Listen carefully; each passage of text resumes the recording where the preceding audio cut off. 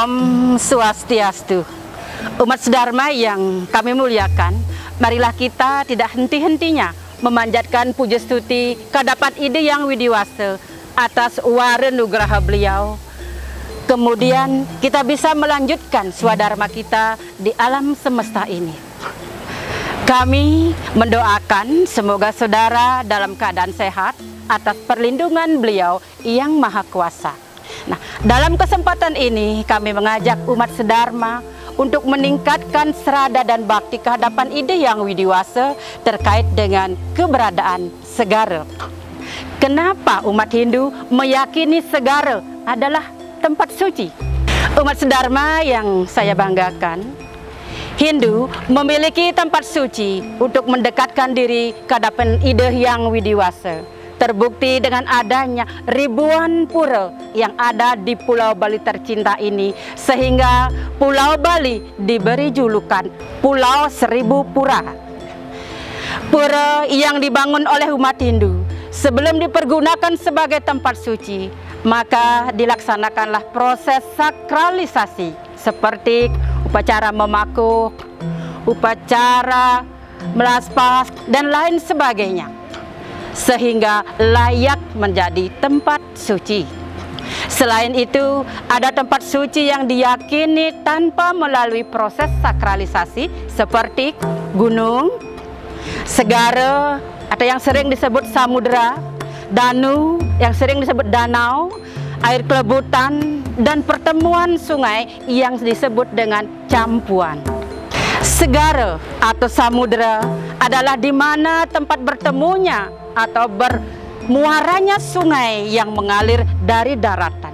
Seberapa besar air sungai yang tawar, setelah bertemu dengan air laut akan terasa asin. Segara adalah tempat suci secara alamiah, tanpa proses sakralisasi, dan diyakini kesuciannya. Di dalam kitab Adiparwa disebutkan, ketika pemutaran Mandaragiri, terlahirlah air kehidupan yang disebut dengan Tirta Amarta. Segara merupakan sumber kehidupan atau sumber amarta. Segara sebagai tempat pembersihan dan penyucian kekotoran diri dan alam semesta.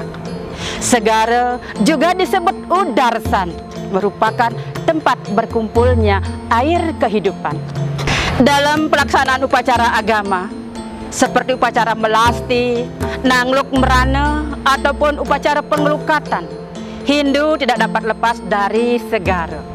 Karena di segara berstana Prabawa Brahman yang menguasai air yang bergelar Dewa Baruna. Dewa Baruna adalah sinar suci Tuhan, penguasa lautan atau penguasa samudra. Dalam bahasa Sanskerta, Baruna dihubungkan dengan laut, kemudian diberikan pengertian yang membentang luas dan menutupi sebagian besar wilayah bumi ini. Orang bijaksana juga menyebutkan Dewa Baruna adalah penguasa hujan, penguasa langit, penguasa dunia bawah, dan meletakkan hukum merta yang universal. Terkait dengan konsep pelestarian alam, di dalam ajaran Sanskerti, sebagaimana dalam Lontar Purana Bali, segara atau samudera salah satu dari Sanskerti tersebut, yakni segara atau samudera kerti, yaitu ajaran untuk mengingatkan umat manusia untuk senantiasa menjaga kelestarian segara. Adanya pura segara sebagai tempat suci merupakan pura swagina, yakni pura fungsional yang pengemponnya berprofesi sebagai nelayan atau yang mempunyai mata pencaharian di laut, dan sebagai tempat pemujaan pada Ide Yang Widiwasa untuk memohon agar umat termotivasi secara spiritual untuk senantiasa memperhatikan kelestarian segara atau samudera tersebut. Dari samudera itulah air menguap menjadi mendung, mendung yang turun menjadi hujan, kemudian ditampung oleh hutan dan pegunungan. Hutan yang menampung air tersebut terus mengalir menjadi sumber terwujudnya danau. Selain itu, segara merupakan peredana atau badan material alam semesta.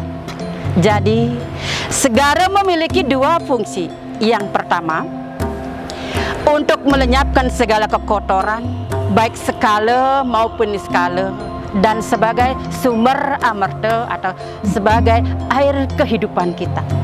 Dalam sastra suci Bhagavad Gita, bab 3 sloka 15 disebutkan, Anan bawati botani parjanian anam sambawa, iatnya bawati parjanian, iatnya karma samud bawah.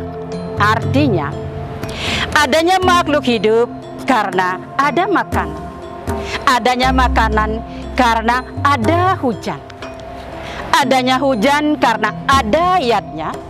Kemudian adanya iatnya karena ada karma.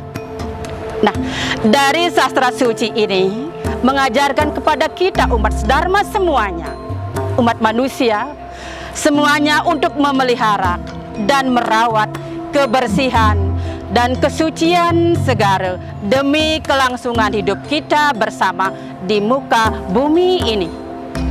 Sungguh sangat disayangkan jika masih ada di antara kita yang tidak menjaga kebersihan segara tersebut dengan membuang sampah ke sungai, sehingga menjadikan sungai tersebut kotor. Kemudian dengan membuang limbah juga menyebabkan sungai tersebut juga menjadi kotor. Ini adalah perilaku yang memprihatinkan. Nah, jika air sebagai sumber kehidupan tercemar, maka kehidupan kita tidak akan menjadi harmonis, jauh dari kebahagiaan.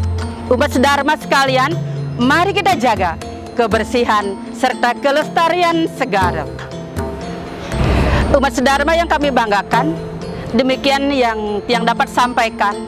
Semoga ada manfaatnya, sehingga nantinya mampu meningkatkan seradanan bakti umat kadapan ide yang widiwasa. Om Santi, Santi, Santi, Om.